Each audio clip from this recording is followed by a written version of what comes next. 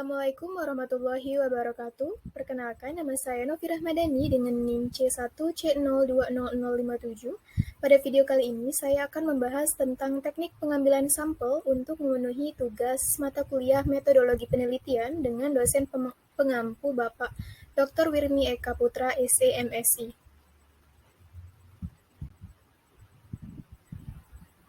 Baiklah, untuk materi yang pertama yaitu mengenai sampel dan teknik pengambilan sampel. Nah, sampel ini sendiri dapat diartikan sebagai bagian dari jumlah dan karakteristik yang dimiliki oleh suatu populasi. Nah, pengukuran sampel ini dilakukan melalui statistik atau berdasar pada estimasi penelitian guna menentukan besarnya sampel yang diambil dalam melaksanakan penelitian suatu objek. Nah, teknik sampling atau biasa disebut dengan teknik pengambilan sampel penelitian, ini sampel dalam hal ini merupakan sebagian dari populasi dalam penelitian.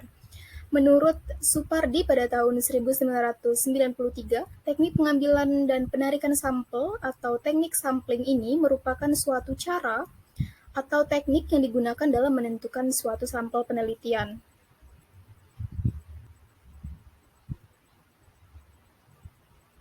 Nah, yang selanjutnya yaitu adalah tujuan dari pengambilan sampel.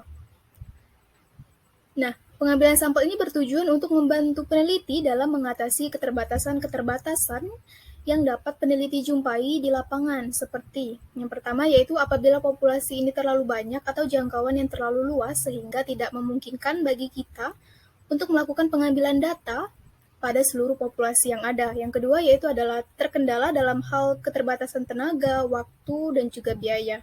Dan yang terakhir yaitu adalah adanya asumsi awal bahwa keseluruhan dalam populasi ini bersifat seragam sehingga bisa dimiliki oleh beberapa sampel yang akan kita ambil.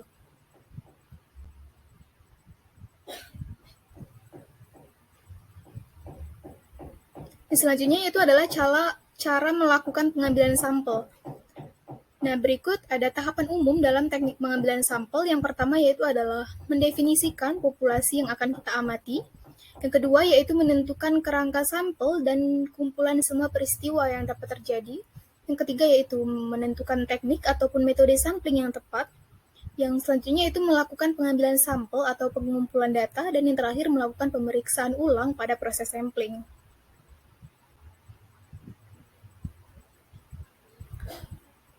Nah, di sini ada macam teknik pengambilan sampel, itu secara umum itu ada dua. Yang pertama, probability sampling dan non-probability sampling.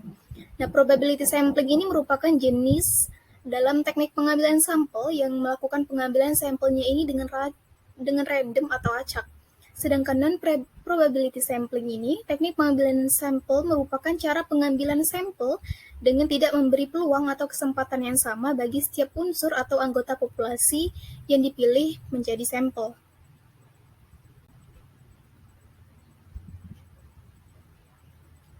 Nah, ini beberapa model atau jenis dari teknik random probability sampling. Yang pertama yaitu adalah pengambilan sampel acak sederhana atau simple random sampling.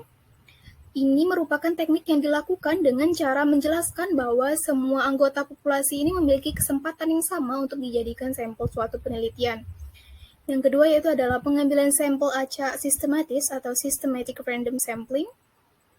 Ini menetapkan sampel awal secara acak, kemudian sampel selanjutnya ini dipilih secara sistematis berdasarkan pola tertentu. Nah, pola ini umumnya dari teknik seperti pengambilan bilangan kelipatan dari jumlah anggota populasi dengan jumlah sampel yang akan kita ambil. Yang selanjutnya itu adalah pengambilan sampel acak berstrata atau stratified random sampling. Ini melakukan penentuan sampel penelitian dengan menetapkan pengelompokan anggota populasi dalam kelompok-kelompok tingkatan tertentu seperti tingkat tinggi, sedang, maupun rendah.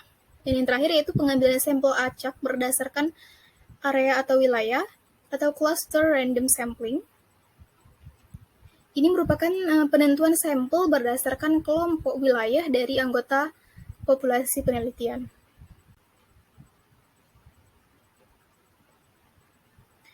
Nah, selanjutnya ini adalah merupakan jenis macam dari non-probability sampling.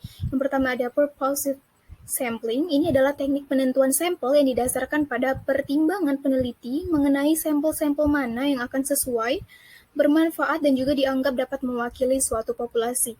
Yang kedua yaitu ada snowball sampling. Biasa juga dikenal dengan teknik pengambilan bola salju. Teknik ini menentukan sampai berdasarkan wawancara dengan sampel sebelumnya atau dengan cara korespondensi. Yang ketiga yaitu accidental sampling. Ini menentukan sampel secara tidak sengaja. Nah, peneliti akan mengambil sampel pada orang yang kebetulan ditemuinya pada saat itu. Yang selanjutnya itu ada quota sampling. Ini dilakukan dengan menentukan kuota atau jumlah dari sampel penelitian yang terdahulu. Prinsip penentuannya ini sama dengan yang sebelumnya, seperti accidental sampling. Nah, yang selanjutnya itu adalah teknik sampel jenuh. Ini adalah menggunakan seluruh populasi, misalnya dengan memberikan nomor terhadap populasi yang akan diteliti. Misalnya ketika ingin meneliti 20 mahasiswa, nah ini maka sampel-sampel itu akan diurutkan dari angka 1 sampai dengan 20. Dan yang terakhir yaitu adalah sampling sistematis atau systematic sampling. Ini dilakukan dengan cara yang sistematis, yaitu misalnya dengan memberikan nomor terhadap populasi yang akan diteliti. Misalnya ketika ingin meneliti 20 mahasiswa, maka akan di sampel ini akan diurutkan dari 1 hingga 20.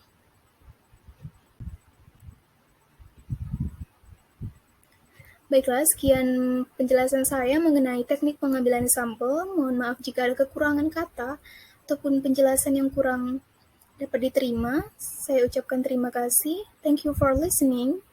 Wassalamualaikum warahmatullahi wabarakatuh.